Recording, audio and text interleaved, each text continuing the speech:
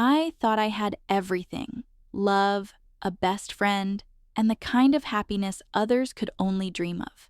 My name is Anora Vos, and I want to share the story of how betrayal from the two people I trusted the most destroyed my world in a single moment and forced me to find my strength. Back then, my life seemed almost perfect. I had a boyfriend I loved with all my heart. We spent hours wandering through New York, bright shop windows, noisy intersections, the sound of street musicians. Everything felt magical simply because he was beside me. We took endless photos, laughed until our cheeks hurt, and dreamed about moving into our own apartment someday, waking up to sunrises together. And then there was my best friend. We'd known each other since childhood. I trusted her the way I trusted myself. She knew my secrets, my fears, my weaknesses. She wasn't just a friend, she was family. On social media, our lives looked like a picture-perfect dream, a happy couple and a loyal friend. I believed in that picture myself.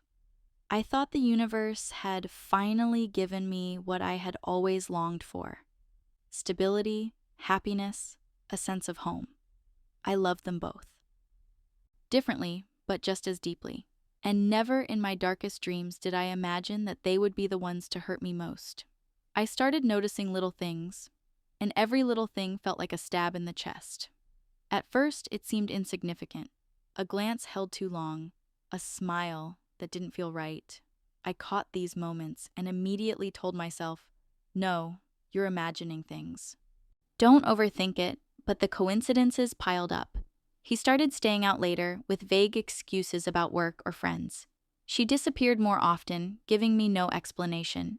I'd hear their laughter through closed doors, laughter that would stop instantly when I walked in. Their phones became weapons of secrecy, notifications hidden, conversations deleted. One night, I saw her name flash across his screen. My heart sank. I asked, "Why is she texting you this late?"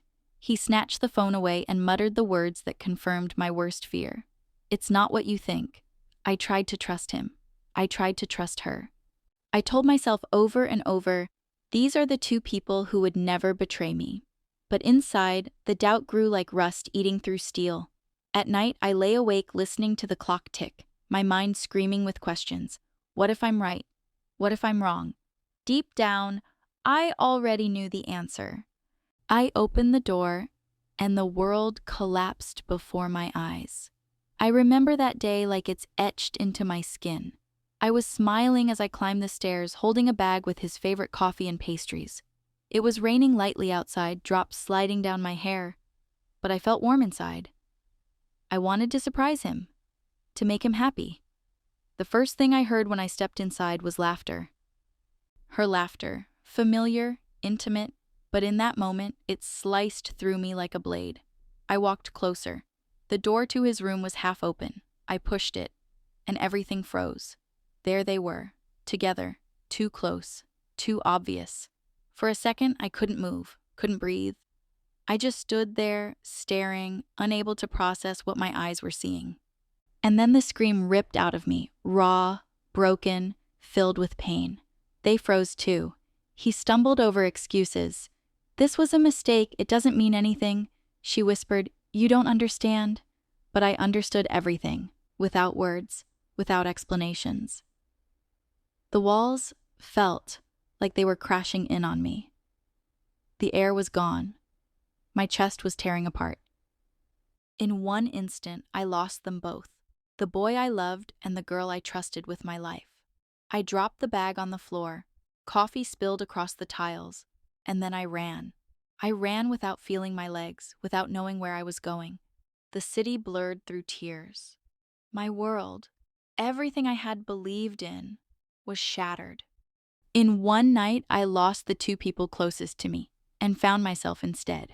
The days that followed were a blur of pain. I couldn't eat. I couldn't sleep.